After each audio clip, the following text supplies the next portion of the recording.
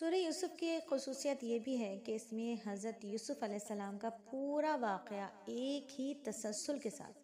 تفصیل کے ساتھ ہے۔ پوری کی پوری سورت تقریباً اسی کے لیے وقف ہے، اسی واقعے کے لیے، اور یہ واقعہ کسی اور صورت میں ہے ہی نہیں۔ اس واقعے کی اتنی تفصیل کے ساتھ بیان کر کے اللہ تعالیٰ نے ان کافروں پر حجت تمام فرما دی جو نبی صلی اللہ علیہ وآلہ وسلم کی نبوت کا انکار کرتے تھے،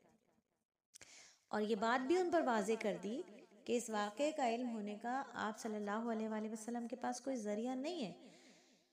تو یہ تفصیلات جتنی بھی ہیں یہ آپ کو وحی کے علاوہ کسی اور طریقے سے حاصل نہیں ہو سکتی۔ اور اس کے علاوہ مکہ مکرمہ میں چونکہ نبی صلی اللہ علیہ وآلہ وسلم پر اور آپ کے صحابہ اکرام پر کفار مکہ کی طرف سے بہت ساری تکالیف دی جا رہی تھی، مسلسل اذیتیں دی جا رہی تھیں، اور ان تکلیفوں کا سامنا آپ وسلم کو اور آپ کے اصحاب کو کرنا پڑ رہا تھا۔ اس واقعے میں آپ کی تسلی کا بہت بڑا سامان تھا کہ حضرت یوسف علیہ السلام تو دیکھیں اپنے ہی بھائیوں کی سازش کا شکار ہو گئے، اور ان کے بھائیوں کی سازش کی وجہ سے حضرت یوسف علیہ السلام نے بڑے سخت حالات سے گزرے، لیکن اللہ تعالیٰ نے انہی کو عزت بھی دی، شوکت بھی دی، سربلندی بھی عطا فرمائی۔ وہ جن لوگوں نے انہیں تکالیف کا نشانہ بنایا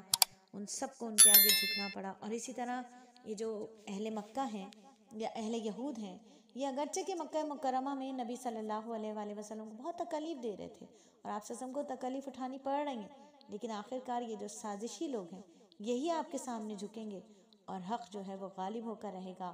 اور اس کے علاوہ بھی اس واقعے میں مسلمانوں کے لیے بہت سارے سبق ہیں، اسی لیے اللہ رب العزت نے اس کو قصوں میں سب سے حسین قصہ کہا،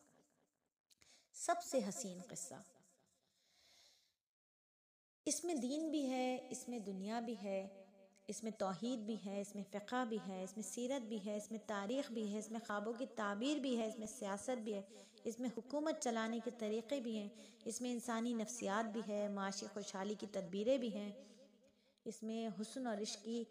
حشر ثمانیہ بھی ہیں، اس میں زہد و تقویٰ کی دستگیری بھی ہے، اس میں انبیاء اور صالحین کا تذکرہ بھی ہے، اس میں ملائکہ اور پرندوں کا ذکر بھی ہے، اس میں جنوں اور انسانوں کا تذکرہ بھی ہے، تو چوپایوں کا اور شیاطین کا ذکر بھی ہے، بادشاہوں، تاجروں، عالموں، جاہلوں کے حالات بھی ہیں، تو راہ راست سے ہٹ جانے والی عورتیں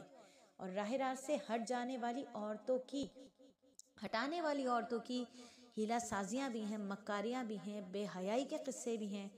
اور پھر اس قصے میں مد بھی ہے اور جزر بھی ہے، مد و جزر بھی ہے۔ اس قصے میں گمنامی بھی ہے، شہرت بھی ہے، غربت بھی ہے، ثروت بھی ہے، عزت بھی ہے، ذلت بھی ہے۔ اس قصے میں صبر ہے،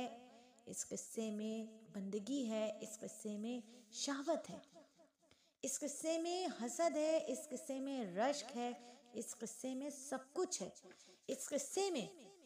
اتنی جامعت ہے کہ قراء اس کو سورہ حسن کہتے ہیں، زاہد اس کو سورہ زہد کہتے ہیں، عارف اس کو سورہ معرفت کہتے ہیں، غمگین لوگ اس کو سورہ راحت کہتے ہیں، اور محبت کرنے والے اس سورت کو سورہ حب کہتے ہیں، عابد لوگ اس سورت کو سورہ ریاضت کہتے ہیں، اور قرآن کی زبان میں اس سورت کو سورہ یوسف کہتے ہیں۔